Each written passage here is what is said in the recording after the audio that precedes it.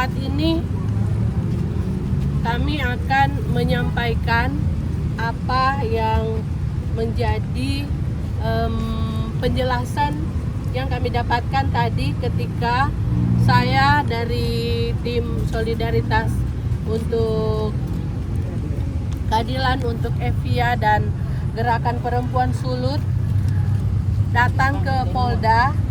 Rencananya memang kami dipanggil untuk beraudiensi dengan Kapolda.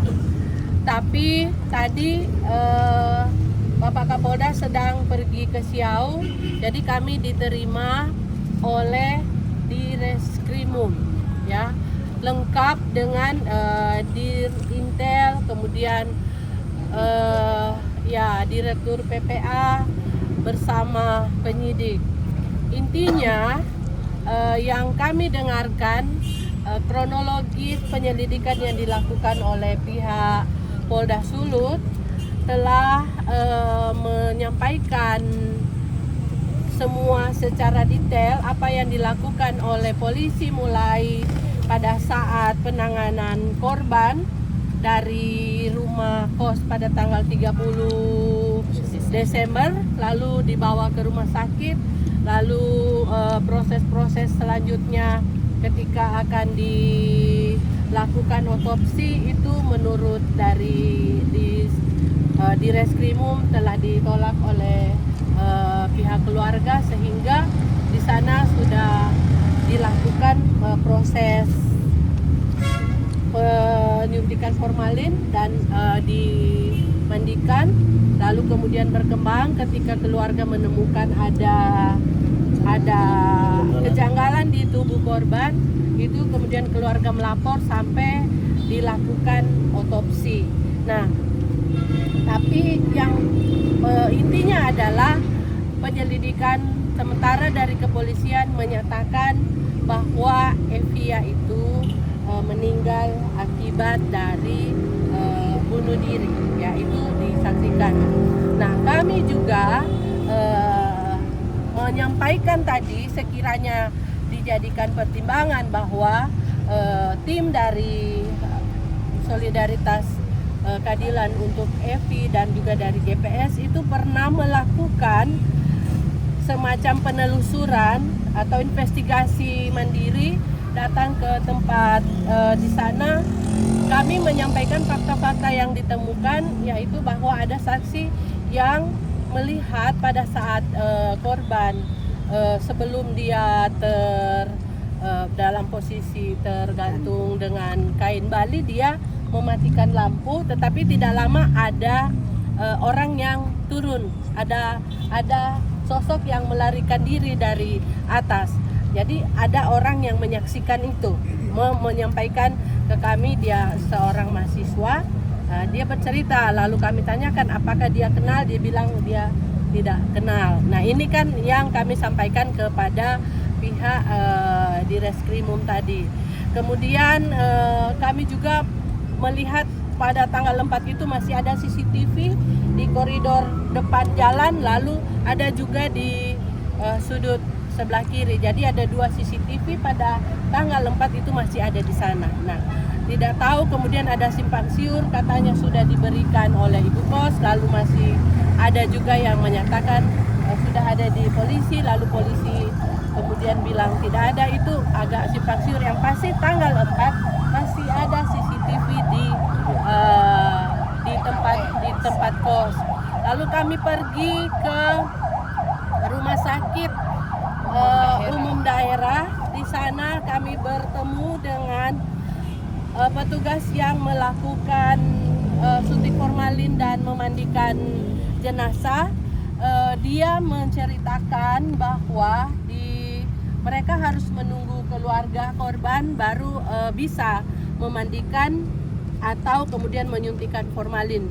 Nah, itu diperkirakan sekitar jam 2 keluarga korban baru ada, baru mereka melakukan itu. Nah, kami menanyakan apakah ada tanda-tanda misalnya mata melotot atau kemudian ada BAB, ada mungkin buang air kecil. Orang yang melakukan yang memandikan jenazah itu mengatakan dia tidak menemukan itu. Dan kami melihat baju-baju dari almarhumah itu ada di bawah kolong tempat pemulasaran jenazah itu, lalu dia angkat, dan memang kami secara kasat mata memang melihat di situ tidak ada tanda-tanda, tidak ada ya tanda-tanda seperti ada mungkin dia BAB atau pipis atau apa. Nah, itu kami sampaikan, ini menjadi referensi jika kemudian bisa dijadikan sebagai referensi apakah ada misalnya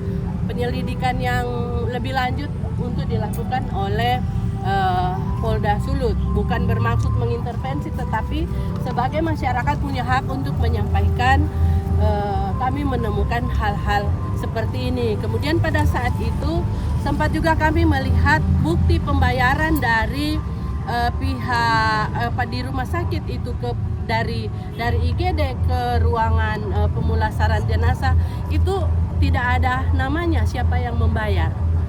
Ya, jadi itu agak menurut kami agak rancu, kenapa tidak ada pihak yang menandatangani misalnya seseorang atas nama siapa. Nah, petugas itu menyatakan bahwa itu kemungkinan dari Unima, tapi kan tidak ada nama. Itu kami punya bukti bahwa itu tidak ada nama dan itu perlu ditelusuri ini siapa. Dan mungkin ya kalau saya mendengar ada peristiwa-peristiwa sebelumnya juga, misalnya ada mahasiswa yang meninggal bunuh diri, tetapi tidak ada yang misalnya dari pihak kampus yang melakukan hal yang sama. Nah, kecuali yang sekarang ini.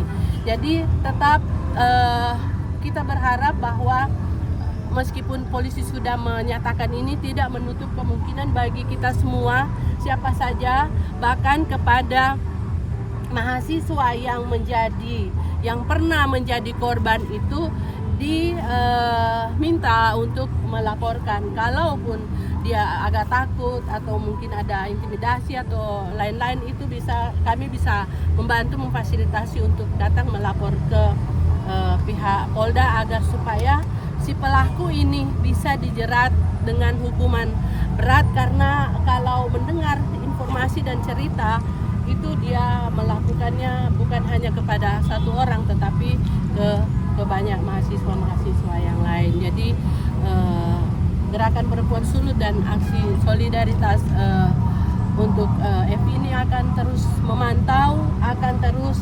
mengawal.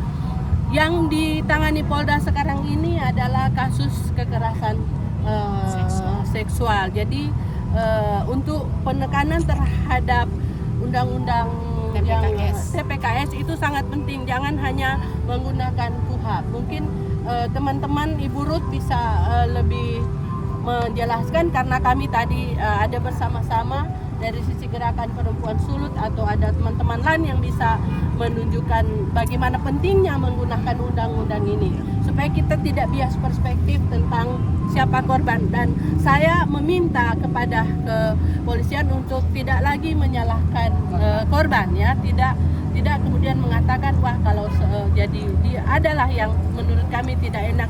Jadi perspektif korban itu harus taruh di depan. Ya, jangan kemudian orang yang sudah pergi, yang sudah meninggal, yang menjadi korban, kita tidak jamin rasa keadilan untuk keluarganya. Saya kira Ibu Ruth boleh Ya, terima kasih Ibu Yul. Saya menambahkan beberapa hal terkait dengan proses dan hasil audiensi kami tadi. Saya diundang oleh Aliansi Solidaritas Nusa Utara yang berjuang juga bagi keadilan korban. Saya hadir sebagai mewakili Gerakan Perempuan Sulut lawan kekerasan terhadap perempuan dan anak. Dan malam ini hadir beberapa teman juga bersama-sama di sini.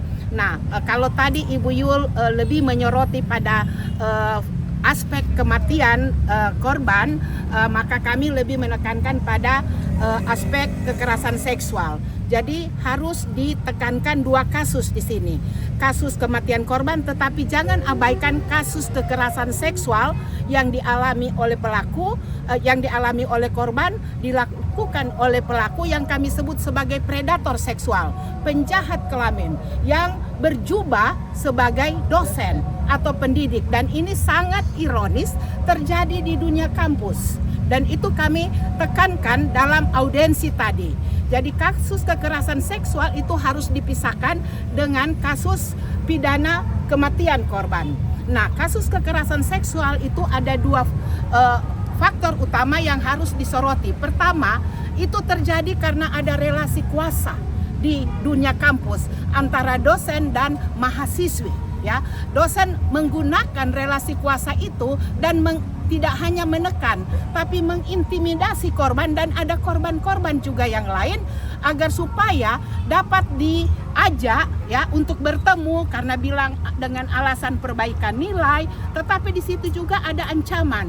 Kalau tidak bertemu maka dia tidak akan mendapatkan nilai atau tidak bisa diizinkan untuk melakukan ujian. Dan karena itu kami tekankan tadi dalam audiensi bahwa mohon disoroti aspek relasi kuasa yang timpang. Jadi korban ini mengalami depresi juga akibat faktor relasi kuasa yang timpang itu. Ya, karena itu tidak ada alasan melihat bahwa korban sudah diingatkan oleh teman-temannya bahwa jangan pergi karena dosen itu dikenal sebagai penjahat kelamin di kampus itu. Tapi dalam keadaan depresi dia pasti labil. Dan karena itu harus menggunakan undang-undang tidak pidana kekerasan seksual yang jelas-jelas berpihak pada korban. Ini yang harus menjadi perspektif dari kepolisian, aparat terkait untuk memproses kasus kekerasan seksual yang terjadi di dunia kampus. Dan karena itu kami minta agar supaya proses hukum yang berlaku bisa dinaikkan pada tahap berikutnya, karena dari informasi kami terima baru pada tahap penyelidikan dan masih dibutuhkan saksi. Padahal dengan surat yang ditinggalkan oleh korban itu sudah cukup bukti, karena untuk undang-undang TPKS tidak perlu bukti lain. Sudah jelas ada bukti yang ditinggalkan oleh korban dan juga ada saksi-saksi lain yang juga menjadi korban dari pelaku yang kami harus sebut namanya. Jangan ditutupi atau pakai inisial kecuali korban. Tapi pelaku itu bernama, dia adalah penjahat kelamin yang sudah dikenal oleh banyak mahasiswi yang ada di kampus Unima. Nah, ini yang kami tekankan juga dengan cara kerja dari Satgas, bahwa kami melihat ada pembiaran ya, karena sudah ada laporan dari korban tetapi tidak di follow up, tidak bahkan ada data kami terima dia masih punya jadwal menguji hari ini ya. Hari ini jam 10. Nah, padahal sudah dinonaktifkan. Ironis kan? Nah, ya. Nah, dan itu dipertanyakan kepada pimpinan Unima, harus ditelusuri. Ya, kenapa sudah dinonaktifkan? Masih ada jadwal menguji hari ini. Nah, ada banyak kejanggalan selain proses kematian, tetapi juga penanganan kasus. Kami meminta kepada pimpinan Unima, baik rektorat maupun dekanat di Fakultas Ilmu Pendidikan dan Ilmu Pendidikan dan Psikologi, termasuk Satgas yang punya tugas dan tanggung jawab melakukan penanganan kasus seperti ini sesuai permen ya, permen dari Kemdikti Saintek ya. Tim dari Kemdikti Saintek sudah datang dan juga menemui kami, Gerakan Perempuan Sulut serta organisasi komunitas yang ada di dalamnya, meminta informasi data-data yang akurat versi Gerakan Masyarakat Sipil. Dan itu sudah kami lakukan pada hari Selasa ya, tanggal 6 Januari lalu. Dan ini kali kedua kami memberikan keterangan di Polda dalam audiensi tadi, menuntut agar proses hukum ini betul-betul dilakukan secara transparan, dan menuntut juga pimpinan Unima untuk bisa kooperatif membongkar ya, membongkar kasus-kasus kekerasan seksual yang kami dengar banyak terjadi di kampus ini. Karena ada pengalaman LBH Manado menangani kasus yang serupa tapi pelaku yang berbeda pada tahun lalu, tapi hanya diberi peringatan ringan. Dan itu sangat ironis, karena kasus kekerasan seksual tidak boleh didamaikan, tidak boleh ada hukuman hanya peringatan ringan, tapi harus diproses secara hukum. Mestinya Satgas walaupun tidak punya tugas untuk melaporkan ke pihak hukum, tapi paling tidak mendorong dan melakukan pendampingan agar supaya kasus ini dibawa ke ranah hukum. karena berdasarkan proses hukum itulah akan ada bukti-bukti kekerasan seksual yang dialami korban, tetapi juga oleh korban-korban yang lain. Dan ini yang kami minta tadi dalam audensi di Polda untuk segera diproses lanjut, dan harapan kami juga ditetapkan sebagai tersangka, karena kami dengar baru pada penonaktifan, karena pemberhentian secara tidak hormat itu harus diproses ke kementerian. Nah, bersamaan dengan itu proses hukum harus lanjutkan menetapkan pelaku bernama sebagai tersangka, dan ini akan memuluskan untuk membongkar kasus-kasus kekerasan seksual yang dilakukan oleh pelaku predator seksual, dan juga mungkin ada kasus-kasus lain yang dapat bukti-buktinya dari para mahasiswa yang sedang mengumpulkan juga data-data itu. Nah, semoga kasus ini ya naik pada tingkat penyidikan dan pelaku tetapkan sebagai tersangka. Itu yang kami sampaikan tadi. Dan sekali lagi kami menuntut agar kasus ini dilihat dari undang-undang tidak pidana kekerasan seksual yang berpihak pada korban, bukan pada pelaku. Ya, kalau toh ada peringatan kepada korban untuk tidak bertemu, saya kira itu hanya reviktimisasi, sudah korban dijadikan korban lagi. Dan ini sangat ironis kalau dilakukan oleh pihak aparat yang mestinya punya perspektif korban sesuai mandat dari Undang-Undang Tidak Pidana Kekerasan Seksual. Karena itu kami mengingatkan kembali untuk menggunakan Undang-Undang Tidak Pidana Kekerasan Seksual dalam melakukan proses ini. Dan kami dapatkan informasi bahwa akan ada juga pemberatan ya, karena pelaku adalah tenaga pendidik, dosen, dan itu bagian juga dari pemberatan terhadap pelaku dalam proses hukum yang sedang berlangsung. Terima kasih.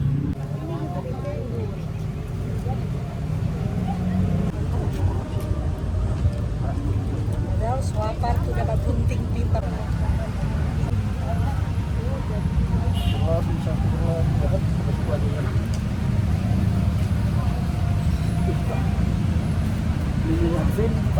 Polda tadi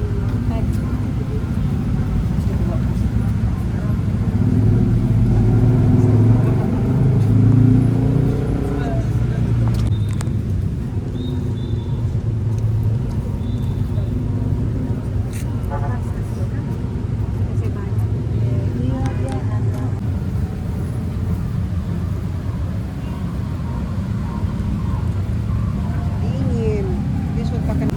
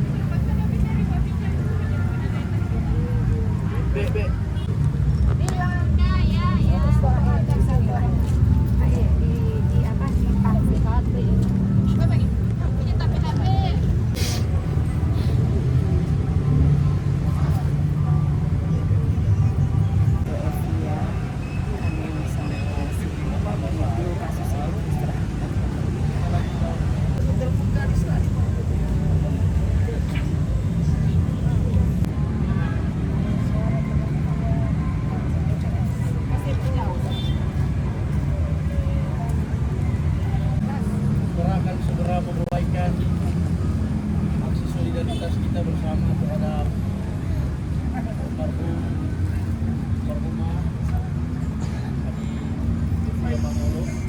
Teman-teman yang hadir hari ini mendukung sepenuhnya proses hukum yang sementara berjalan ini, dan aksi ini akan dipandu oleh Kapolri Katihoka. Bapak Ibu Saudara, dalam kebersamaan kita